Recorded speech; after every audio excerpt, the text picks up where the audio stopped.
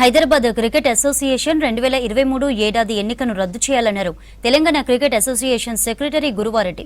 జగన్మోహన్ నకిలీ ఓట్లతో చీట్ చేసి హెచ్సీఏ అధ్యక్షుడిగా ఎన్నికయ్యారన్నారు. బీఆర్ఎస్ నేతలు కవిత, కేటీఆర్ బీసీసీఐ నిబంధనలకు విరుద్ధంగా ఐఏఎస్, ఐపీఎస్ అధికారులను ఫోర్స్ చేసి జగన్కు ఓట్లు వేయించారన్నారు. జగన్మోహన్ ఎన్నికతో తెలంగాణ యువ క్రికెటర్లకు అన్యాయం జరిగిందన్నారు. ప్రతి సమ్మర్లో జిల్లాలకు 20 లక్షలు పంపామని రికార్డులో రాశారని, కానీ ఏ జిల్లాకు నిధులు అందలేదన్నారు. దీనిపై మరింత లోతుగా దర్యాప్తు చేయాలన్నారు. హెచ్సీఏ గుర్తింపు కూడా రద్దు చేయాలని, దీనిపై కేంద్రంపై కూడా ఒత్తిడి తీసుకొస్తామని చెప్పారు గురువారెడ్డి. హైదరాబాద్ క్రికెట్ అసోసియేషన్ అనేది అసలు ఇది బీసీసీఐ మెంబర్. మనం అందరం చూస్తున్నాం, చీటింగ్, ఫోర్జరీ చేసి జగన్మోహన్ రావు ఏ విధంగానైతే అధ్యక్షుడిగా ఎన్నికైండో, ఆయన అధ్యక్ష ఎన్నికలో నాకు ఆశ్చర్యం వేసే విషయం ఏంటంటే, దొంగల సపోర్ట్ తోటి జగన్మోహన్ రావు ప్రెసిడెంట్ అయిండు. అందులో ఒక ఓటుతో గెలిచిండు. 63 ఓట్లు వచ్చినాయని తెలిసింది మాకు. 63 ఓట్లు ఎట్లా పడ్డాయంటే అందులో 23 ఓట్లు ఫ్రాడే.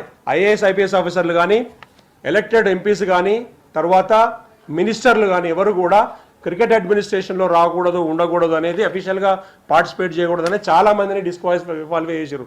క్రికెట్ ఆటను బంతాట ఆడించుకున్న కవిత, కేటీఆర్ల ప్రోద్బలంతో వాళ్ళ మనిషిని హెచ్సీఏ ప్రెసిడెంట్గా చేసుకోవడానికి జస్టిస్ నాగేశ్వరరావు గారు ఇన్స్టిట్యూషన్స్ క్లబ్ నుంచి ఎవరినైతే అప్రూవ్ చేసినరో ఆ రిప్రజెంటేటివ్స్ కాకుండా వాళ్ళ ప్లేస్లో, ఈ 47 చోట్ల వాళ్ళ ప్లేస్లో వీళ్ళకి సంబంధించిన ఆ డిపార్ట్మెంట్ సంబంధించిన హెడ్స్, ఐఏఎస్, ఐపీఎస్ మొత్తము యావత్ క్రికెట్ ప్రపంచానికి ఎంత అన్యాయం జరిగింది, తెలంగాణ యువ క్రికెటర్లకు, గ్రామీణ ప్రాంత క్రికెటర్లకు ఎంత అన్యాయం జరిగింది మీరు ఇప్పుడు మనం గ్రహించాలి.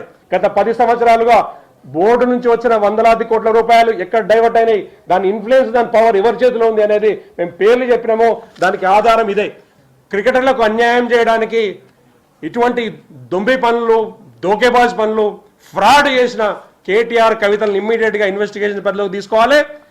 ఆ రోజు దీనికి సహకరించిన సంపత్ కుమార్ గారిని కూడా ఇమ్మీడియట్గా ఇన్వెస్టిగేషన్ పరిధిలో తీసుకోవాలని కోరుతున్నాం. ఈ విషయమై ఈ ఆధారాలు ఇవన్నీ కూడా ఈ విధంగా మళ్ళీ రేపు పొద్దున మేము సిఐడి వారికి, తర్వాత ఈడీకి సబ్మిట్ చేయబోతున్నాం. వచ్చిన డబ్బులన్నీ ఎక్కడ పోయినాయి, బీసీసీఐ వీళ్ళ గుర్తింపు రద్దు చేయాలి, ఇమ్మీడియట్గా ఒక కమిటీ వేయాలి బీసీ ఆధ్వర్యంలో వేసి, అందులో టీసీఏ నుంచి రిప్రజెంటేటివ్ పెట్టాలి, గవర్నమెంట్ నుంచి రిప్రజెంటేటివ్ పెట్టాలి, మంచి ఇన్ఫ్రాస్ట్రక్చర్ ఇవ్వాలి. జిల్లాకో స్టేడియం కడతామని గవర్నమెంట్ ముందుకు పోతుంది. క్రైమ్ జరిగిన చోట ఇన్వెస్టిగేషన్ చేయడానికి గవర్నమెంట్ ముందుకు వస్తుంది. దీనికి కేంద్ర ప్రభుత్వంలో పెద్దలను కూడా మేము అప్రోచ్ అయినాం.